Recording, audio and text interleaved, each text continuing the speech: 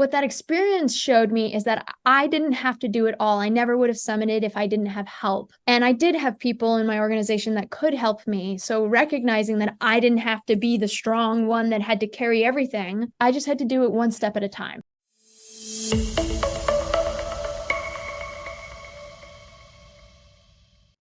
Hello and welcome to Agency Acquisitions and Exits. I'm your host, Peter Lang.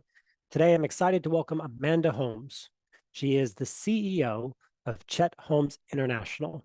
Now, this company was founded in 1995, and she became CEO and responsible for this company through the devastating life event of losing her father. The company became her responsibility. It's not the typical type of acquisition story that people tell, but it's a very important one. Many decades ago, children inheriting their parents' company was a natural succession and was the type of acquisition that sustained our society and businesses at large. In today's world, it's very common for businesses to not go to your children, not be assumed by the family. And it's far too often that there's no succession in place. So Amanda shares that experience of assuming the responsibility of her father's company and what that was like in the process to do so and the turnaround it took to propel and drive it forward.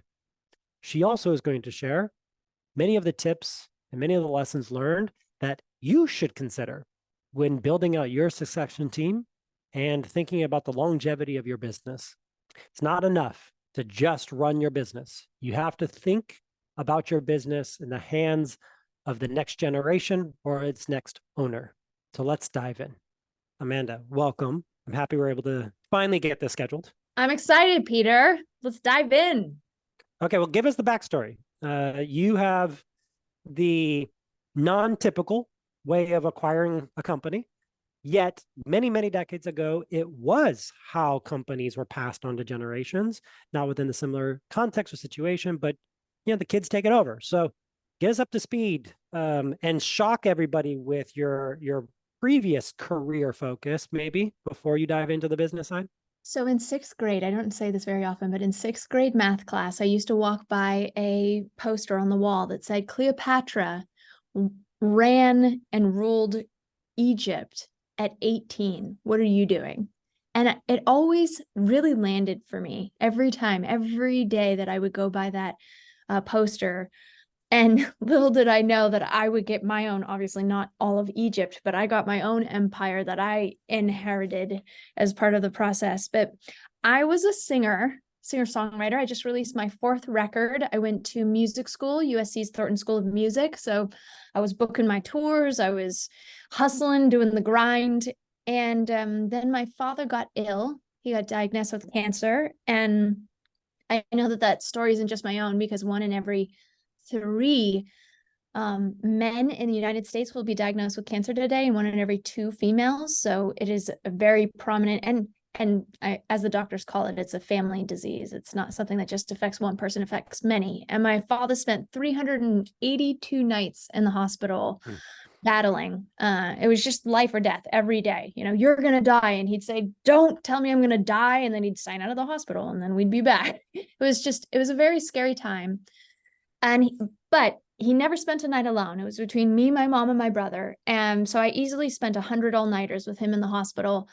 And never once did we have the dialogue of, Amanda, let me tell you about the companies that I run. Let me tell you about who runs those companies. Let me tell you what my aspirations are for this empire that I've created. We never had any of those conversations, and all of that time, sleepless nights.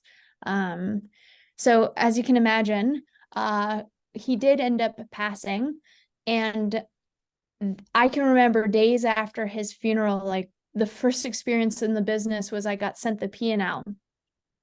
And I was still sitting in my room, and it smelt of lilies because everybody had sent lilies, and I love lilies. So I was surrounded by this aroma of lilies, and I'm scrolling across the P&L, just seeing line item after line item, and just, millions of dollars. And the horror that I felt in that moment of, I have no idea what all of this means. I mean, I had taken a finance class in college, so I guess I kind of knew what a P&L was, but nowhere near the ability to know what to do with it. And I just felt so, yeah, I just broke down in tears because it was like, how is this possible that I now am responsible for all of this? This shouldn't have happened. You know, there was quite a lot of anger actually too, of like, how could you have left me like this when there was time? You obviously took the mantle. I did. You had a choice, even though it probably didn't feel like one. Um, what what drove you to actually step into it versus just ignore it? Yeah.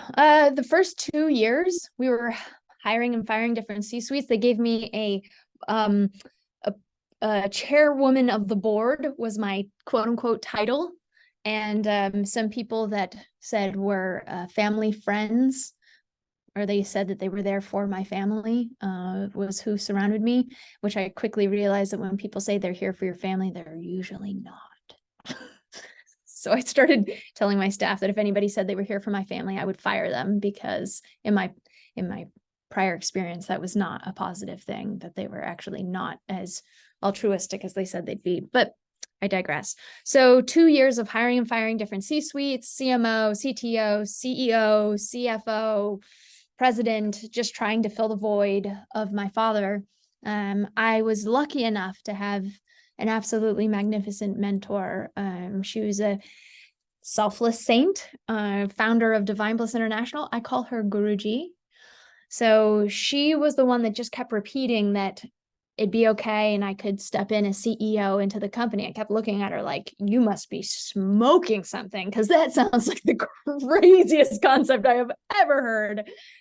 And then eventually I did finally step in, and I had never studied under my father in the business. So I had to learn the business just like everyone else. I had to read his book over and over again. I had to watch his training programs over and over again. Luckily, he did do that really well. He didn't tell me personally how to run his business, but he taught others how to grow businesses. So I had that framework to rely on. And in my first year as CEO, we increased our leads by 1,176%. We doubled our coaching clients multiple years in a row. I've been CEO for 8 years now. I released the new edition Ultimate Sales Machine this last year. It hit the bestseller list. We doubled sales. We continue to double, and it's a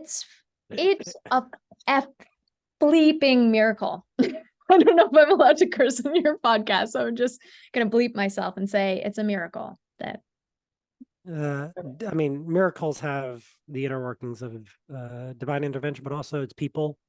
Like it's part of it's the choice you made, most likely, that has created the outcomes, obviously. So help me understand the component of the business you inherited. So, and I'm familiar with the videos and the storyline behind the business and the relationships and the network, but you spent almost 2 years trying to have someone run a company. yeah. What was the percentage of ownership that you had? Was it shared with anyone else? Was that decision power solely with you or by committee? Give us a sense of the specifics. Yeah, it was owned by my family's trust. So my mother is a living trustee. However, she's just a loving mom.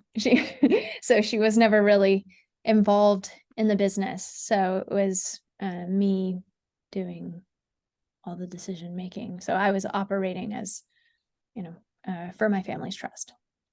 Okay. We And owned so all of it. We did have a lot you of mentioned a board. Well, you mentioned a board. So how long had that board been in place? It came after my father passed. One of the gentlemen said it'd be good to have a board, so we created that within a couple of months, and there were about 3 people on it. Was that helpful to you? And did it continue to be something that contributed to the business now that you've been running it for 8 years? It was at the time, I guess I would say it was good because it gave me some way to step in. But the business had a lot of people that were very successful at generating sales. And I think, I mean, many of them had been with my father for 15 years, 10 years. So it wasn't like they were new, but I think a virtual organization sometimes can build a culture that is not so trustworthy. And there were a lot of people that saw me and my mother as targets, easy prey, if you will. So there was a lot of attack and a lot of lawsuits and a lot of loose ends that my father just had handshakes on. So usually when I talk about generational wealth, I usually tell people, please, for the love of all, if you actually care about your children, please put contracts in place, because if you're gone and now they have to debate whether what you said is what you said and they weren't even in the room to know it, it tends to be fairly difficult. I don't know if I answered your question. Did I answer it? You did. Yeah. So what I heard you say was having some structure in place made your entry into the executive position a little more streamlined, probably a little less black and white, cold new, right? You had some positions there that could help. How has that changed over the 8 years? Because A now you're ton. very, you sound very different than that Amanda that entered. Yeah. Yeah, absolutely. Yeah. I don't have a board anymore. It got disbanded, I think, when I stepped in as CEO for the most part. Yeah.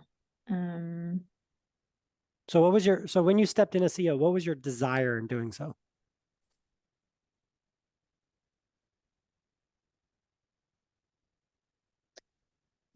My guru kept telling me that my father had sacrificed his whole life. He had built something really beautiful, and there were a lot of people that had really benefited from it. And so it wouldn't be so difficult for me to step in and assist in carrying on that legacy that he had created.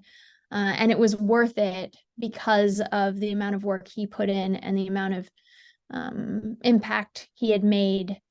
Which, looking back, people, when I've been on podcasts before, they've asked, like, if you had known what you'd go through, would you have not done it? The answer would be, yeah, I wouldn't have done it. So much harder than I could have ever fathomed. I mean, now I'm in a great place. I get paid way more than the average person my age, and I get to work with amazing people, but holy cow, like, it's a miracle. It's a miracle. Welcome to entrepreneurship, obviously, right? Because that's Yeah. You want to hear my first week? What my first week was like as we'd CEO? love to. What was the first week like?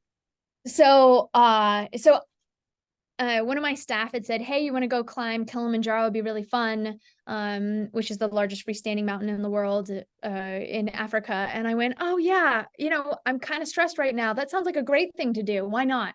Which was totally ridiculous. So 4 days later, I'm in Africa climbing this mountain, and I almost didn't make it. A guy died the day I summited. Like, it was bad. But my takeaway, like, I was so sick from altitude sickness that I had to be practically, like, I had one African guy on the left and one African guy on the right, and they were making sure I wouldn't fall down the mountain or pass out because my eyes were rolling to the back of my head. But what that experience showed me is that I didn't have to do it all. I never would have summited if I didn't have help. And I did have people in my organization that could help me. So recognizing that I didn't have to be the strong one that had to carry everything, I just had to do it one step at a time. That's how I summited Kilimanjaro. So I thought, okay, one step at a time, I can do this. I can right the ship. I know that we can get this into a good place. And so my first week, my CFO came to me and said, Amanda, we've just spent $500,000 on Salesforce, and we're debating whether we want to continue and go into that CRM or if we should just stop because, things are a little bit questionable. And I went, what's a CRM? No idea what that was. Yeah. Well, at the time I was having a dialogue, so I didn't Google it. Then the next day, my head of ops came to me and said, Amanda, the merchant servicer has frozen all your accounts, so you can't pay any of your payroll. What should we do? And I went, wow, what's a merchant servicer? Like, I don't even know what that is.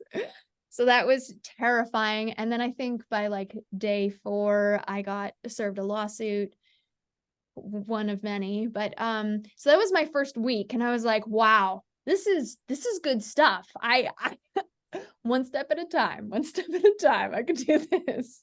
How do you compress an MBA into a week, right? Let's give you all the big problems that organizations face and small businesses in the same period of time to test you, Amanda, obviously. Yeah.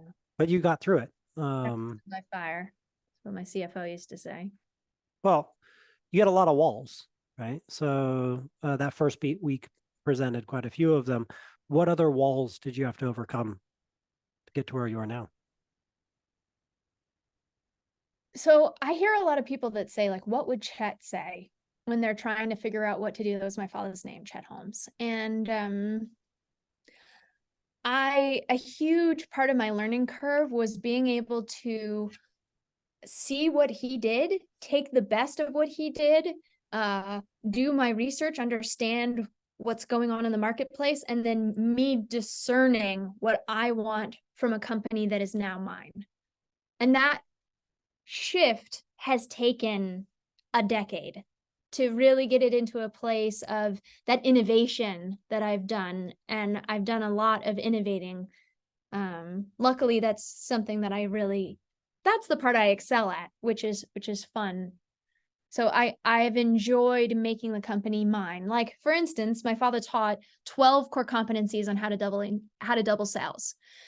I have taken those 12 and said, let's just be the best that we possibly can at these 4 instead, because 15 years ago, the internet was not as prominent as it is today. We have so much information. It's so overwhelming. I am trying to simplify everything as much as possible. So simplifying has been critical. Getting known for one particular thing has been critical. Also, the culture. My father thrived in a place where he could battle and argue with all of his executives. I am not a battler. I'm a lover. And I have surrounded myself by people that are more like, I've made my wealth, I've excelled. I could be retired right now, but I do it because I love it and I love the impact and I love giving back. So that's more the culture that I have now created and surrounded myself with. And that is night and day different from what I inherited. And it's taken a lot of time to cultivate who those people are, and the kind of business that I want to run and be proud of. No, what I hear you saying is like to build a company that fit you. So going through a lot of challenges and a lot of evolution to get there, which is a fantastic outcome, right? Versus it being repellent and toxic to you for your involvement.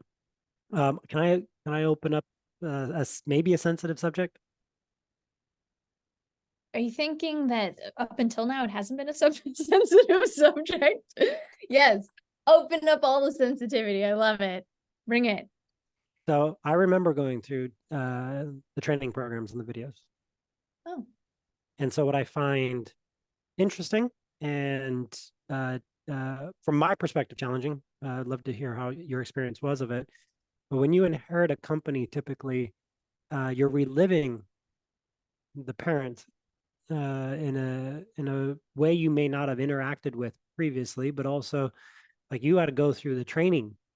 That's recordings of your dad, a lot of them, where he's speaking in front of people. I'd like to hear like what that was like, because for you to assimilate that information, you had to have a lot of strength It's hard going through photos and remembering. So what was it like going through the training videos?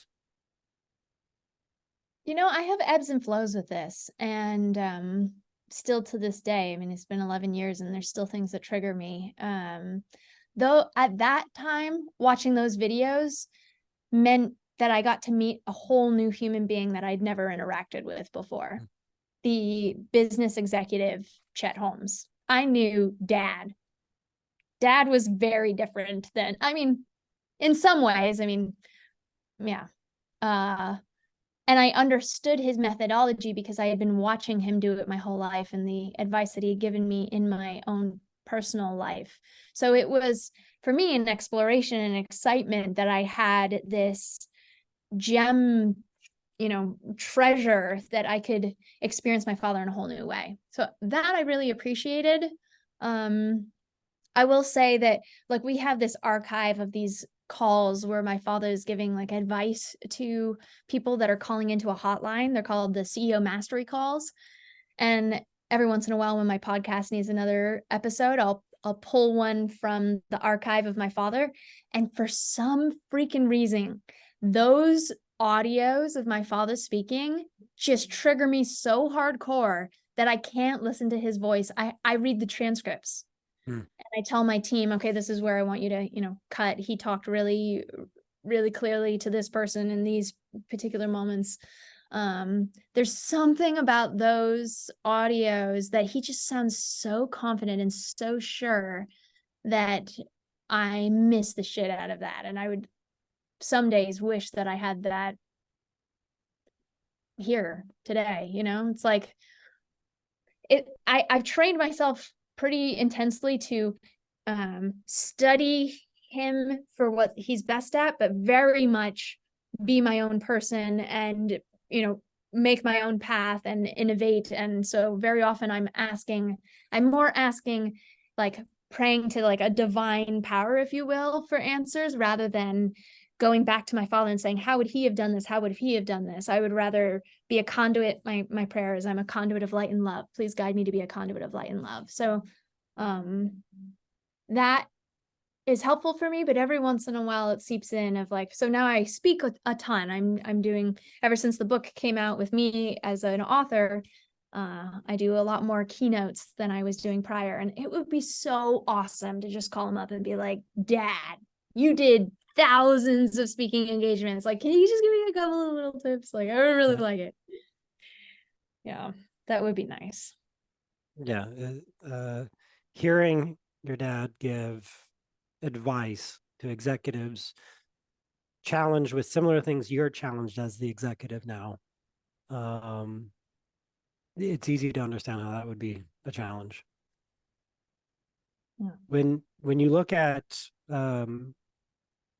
the epiphany that you had, because you went from being I'm triaging the hell out of this, to this can be something I really love and am good at.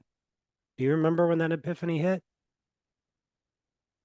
I think when I stopped having to do lawsuits every day and instead got to work on the marketing and sales process, that was a big shift in my time that I would spend every day. Yeah, I think that first year stepping in as CEO, so I ended up, I followed our methodology. My father created this thing called the Dream 100, the fastest, least expensive way to double sales. And it's all about getting fewer people, and to market to fewer means you spend less and you can make more money in that way. So I ended up throwing an event. In my first year, I got 12 of the biggest influencers in my space to do a virtual event, and we generated 30,000 leads, and I didn't spend a dime on it. It was just negotiating and bringing them all together and playing them off of each other to get them all to promote it. And that was my first big win, where I was like, okay, that was fun. I enjoyed it. We're here to stay, guys. And the average person that came, and these are executives, C-suites, the average person that stayed, they stayed for 6 hours. No, sorry, it was 6 hours long, and they stayed for 4 hours and 32 minutes, which meant that I had done a great job. So that that was a cool win.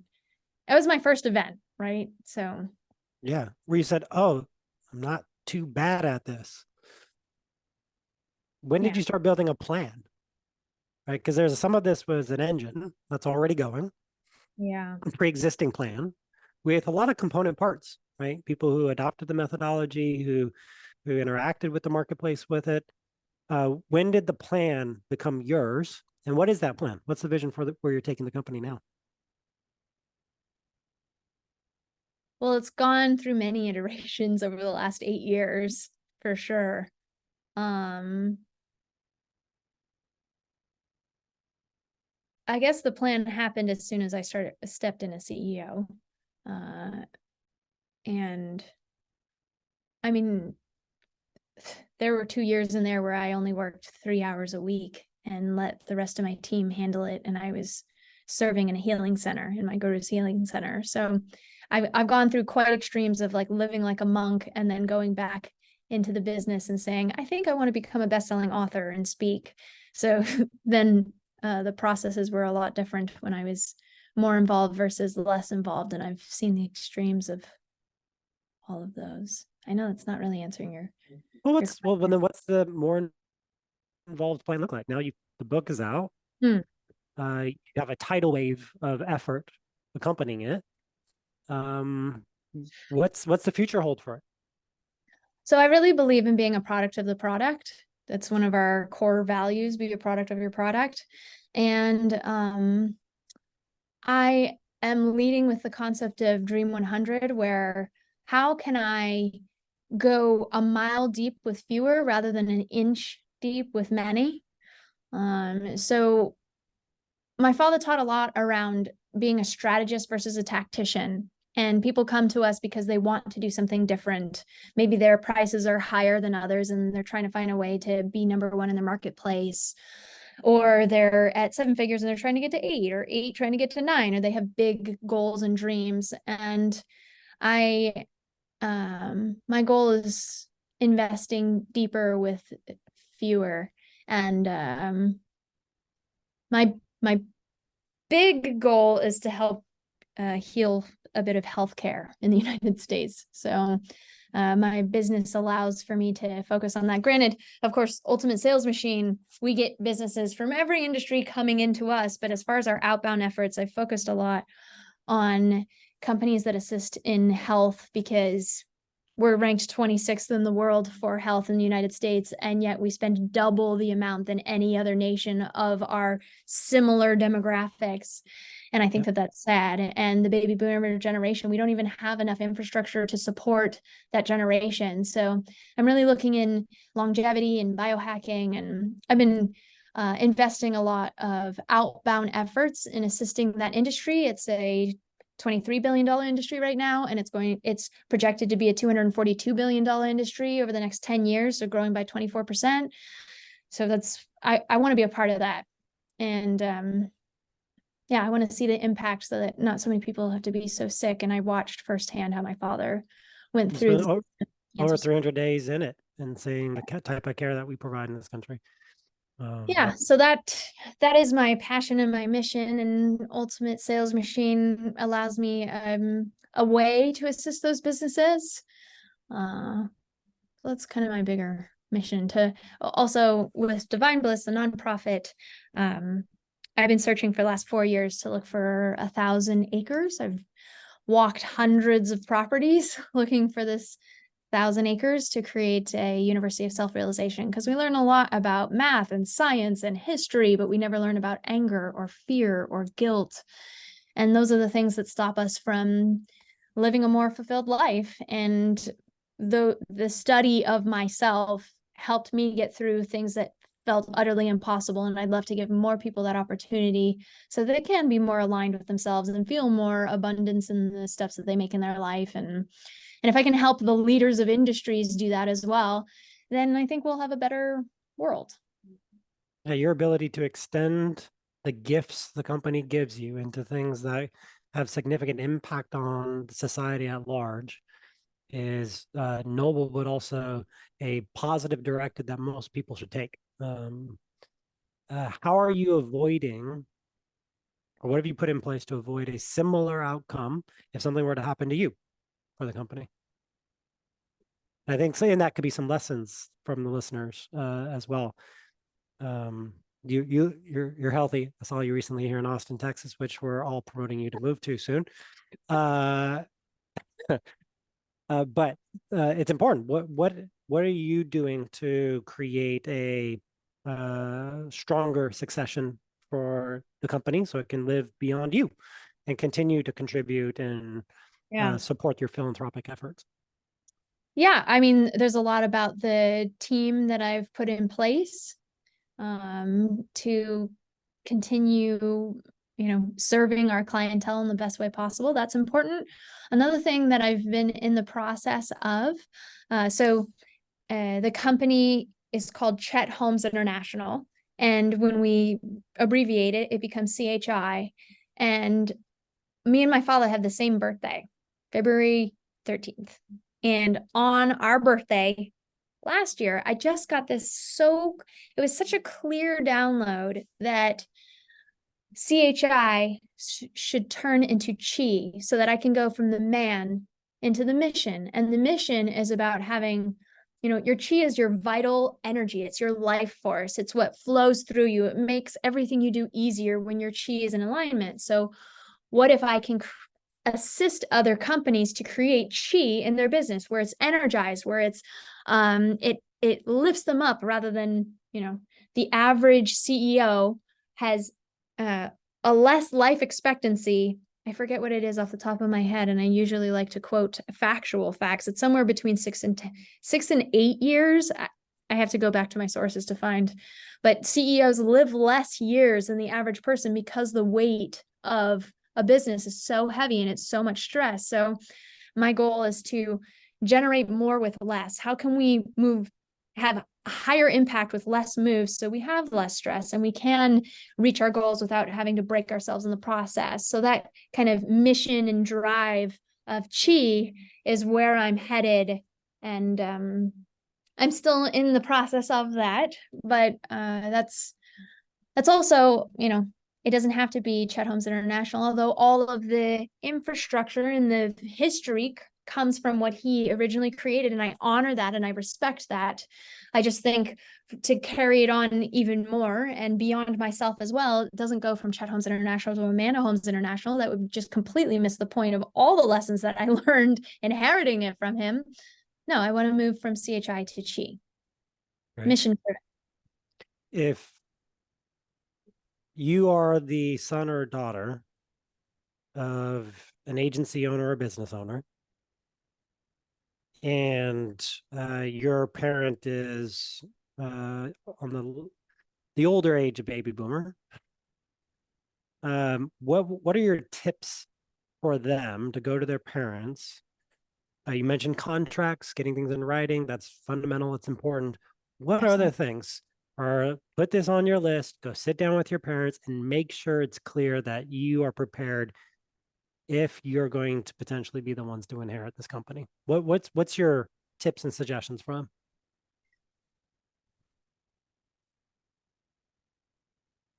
Usually I talk to people that maybe have like a family member that's sick.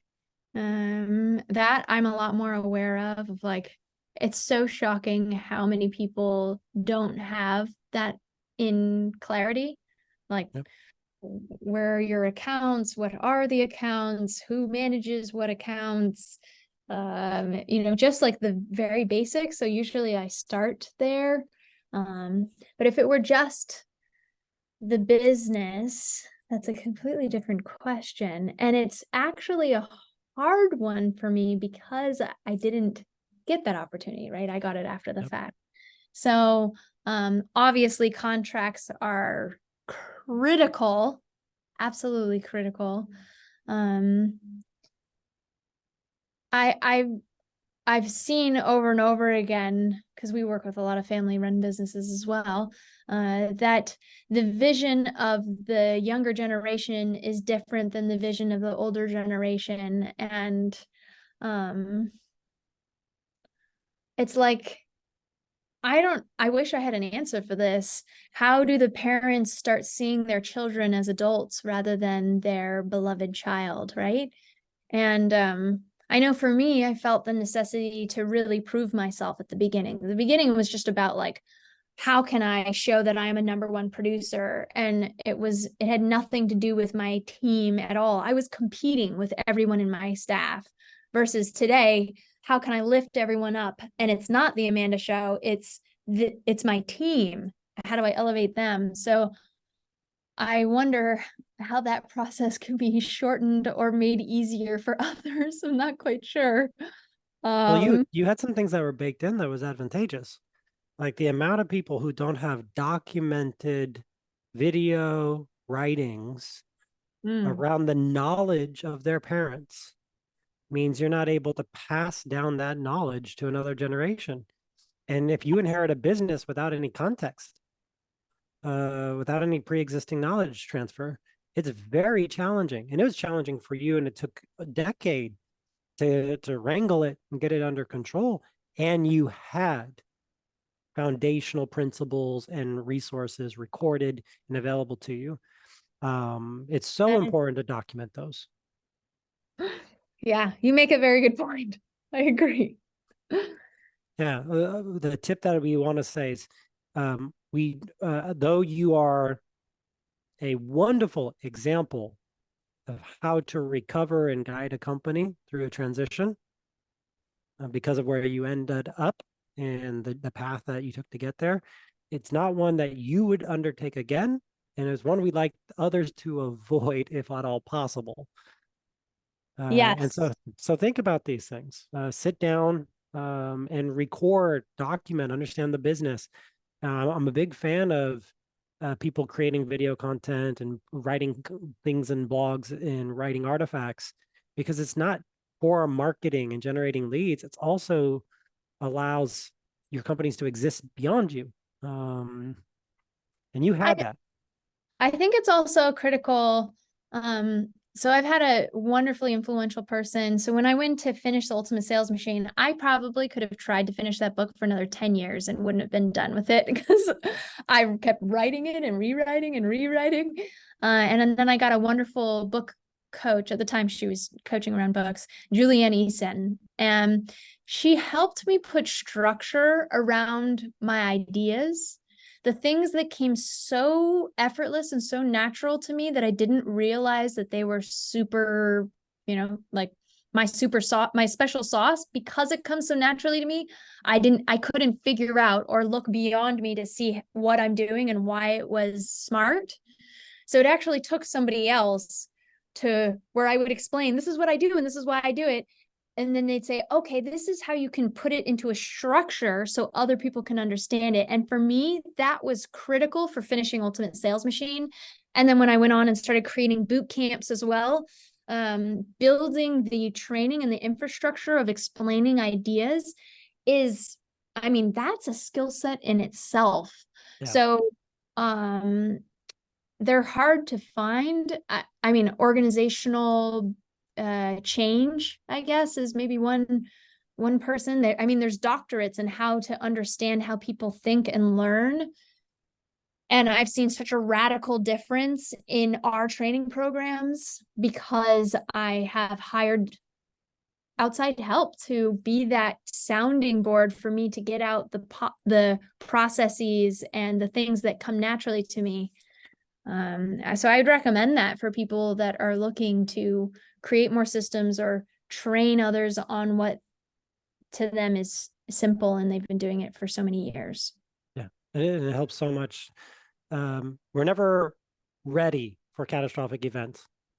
And if we can assist in lifting the burden of our own existence on the next generation, that's the best way to pay our contribution forward. So, Amanda, you have a CEO mastery show. Yeah. You have the new release of your Ultimate Sales Machine, and you, of course, have the business that teaches that methodology on doubling sales through, DIY support done with you, done for you, all the bits. So how can someone reach out to you? And then additionally, what's the best things that you support them on typically, not as a company and then as an individual? So how can they reach out to you? And then how do you support them best? Well, if you haven't read Ultimate Sales Machine, You it got is, to read it because it's, yeah, ultimatesalesmachine.com. I recommend that. We've assisted 250,000 businesses worldwide. So just to say that it works, it's in 16 languages. We just celebrated our 16th. It got into Italian. And if you want to find me online, I'm everywhere, but I'm mostly on Instagram, Amandita Holmes. Amanda Holmes was taken, so I had to use my salsa name, Amandita Holmes. You can say hello there. I reply there. It's really me. And to take, I mean, if there's any companies out there that are trying to figure out how to get from 1 million to 5 million, from 5 million to 10 million, from 10 million to 100 million and beyond, there are skills it takes to get from each revenue marker, and the skills are different at each revenue marker. But there's certain skills that just, if you repeat those skills with pig-headed discipline and determination, you can grow. It's just a matter of being pig-headed about being focused and knowing what to master. That's why the book has 12 core competencies. We really, like I said before, focus on 4 of them today.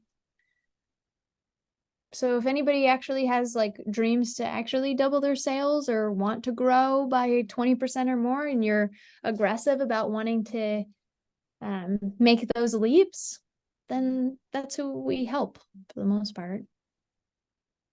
wonderful. Well, thank you, Amanda, for joining me. It's been such a pleasure, Peter. Thank you, Amanda, for joining us on today's episode. And thank you for listening to Agency Acquisitions and Exits. You can find us on Spotify and on YouTube, so give us a follow. We post stories of industry experts sharing how they sold or acquired their companies. If you or someone you know should be on the show to share their story, get our email from the comments and connect us. We'd love to talk to you, and we'd love to give a platform to their story. As always, thank you for listening. We appreciate you. Stay safe.